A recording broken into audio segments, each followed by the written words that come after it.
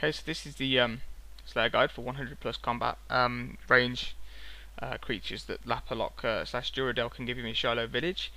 Get yourself a games necklace with your Guthans and superset. You won't need a super defense, and Rune is pretty good here. I mean, you won't need to worry about high end armor here. Bandos really isn't needed.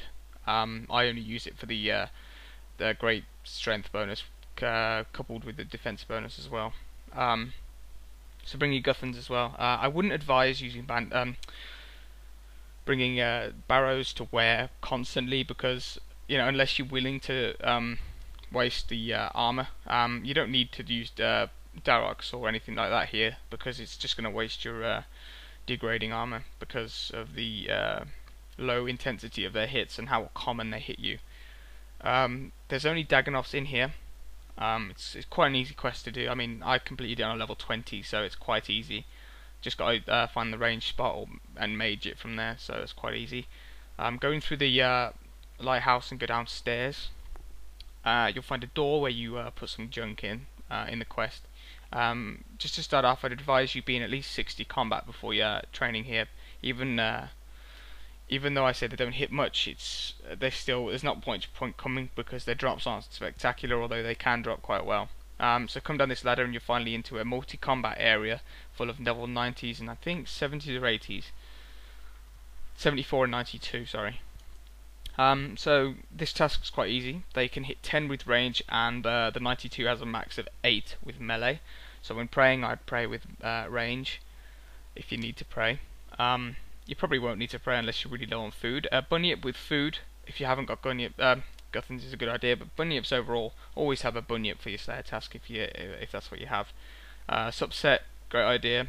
They drop Snapdragon Seeds, just look out for Charms, Coins and Snapdragon Seeds really. They're not that spectacular drops, so yeah, just get ready for a easy task with not the best drops.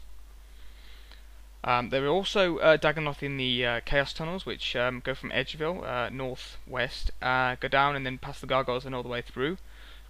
Don't hit anything on the way, just go straight through. Tree Gnome Village, this is for the warped terrorbirds.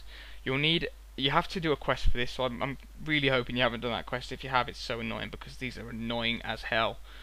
I've blocked them myself. They hit often. They used to hit often than I remember, more often than I remember. When I came back, they haven't hit me as much. Come down here, follow it round up to the east and up through that door. Come up round here. This isn't where the warped terrorbirds are. This is how you get your crystal chime. Use a saw in here. It doesn't really matter. Your crystal saw turns into the chime, so you have to sacrifice that. Just use it on the bowl, and you'll spin it into a little thingy.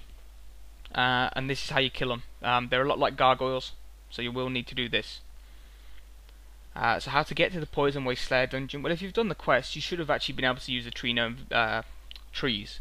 So teleport to where you want to go, Mountains of East thingy. If not, you'll have to go from Castle Wars and have a mithril grapple to go across to this area. Come round into the dungeon area. This dungeon is extremely annoying to get past because there are level 90 warped tortoises. They're really annoying. You've got the terrorbirds on your way. Some people like to use a cannon here to make the task go fast. That's fine, but here's the map. You just go right the way around, follow that white line, and you get there's just one terrorbird in this area, which makes great. Even though it's a multi-combat area, there is just one. And when I had tasks of these, I used to go in here. I know it's a little stingy and cheap, but honestly, it's so worth it. I mean, it does take a while though. So this is the warped terrorbirds area. Your Guthans is great here. You probably won't even need to bring any more armor than just Guthans and a whip. Make sure you're praying when you come here. Pray range when you're coming through the tunnel to this doorway. They can hit 14 at the level 81. This is level 81, and 21 at level 143. As I said, a cannon is the best for this task if you want to speed it, but if you don't want to speed it, come in this little room and you'll be on your own. Only one bird, so that's fine. They can drop things like some rune. Dragon Spear isn't actually that rare here. I'd look. There isn't that much to worry about. They do drop rune warhammers, I think. I'm not too sure about that. I think I got one once. And yeah, just make sure you watch your health because they can hit fast. They do damage you quite fast. As you'll see coming up now, I get hit quite a lot on the next bird. So just keep making sure, because sometimes through the fight you won't kill it fast enough. It's every 30 seconds you have to chime them. So it's a lot like gargoyles basically. Try to use your specials when use your special attack when they aren't when they are hittable, because I wasted a special attack and it's quite annoying when you waste a special attack. So there's a 13 it just hit on me, then it hits a 0, then it hits another 13 I think. Yeah, so that's 26 damage is just hitting in seconds basically. It's a dangerous thing to battle even at the highest thing, but a super defense potion, super strength, super attack will help you here quite well. They drop swamp tar quite a lot, usually 20ish. So here's me healing on it. This thing, it's not too bad to heal on actually. When you're healing, if you get into about 30ish HP, I'd pray range then, because they can melee as well. Yeah, so just keep your health above 30ish, but try and start to heal at 50. If you're 99 HP, try and heal at 50%.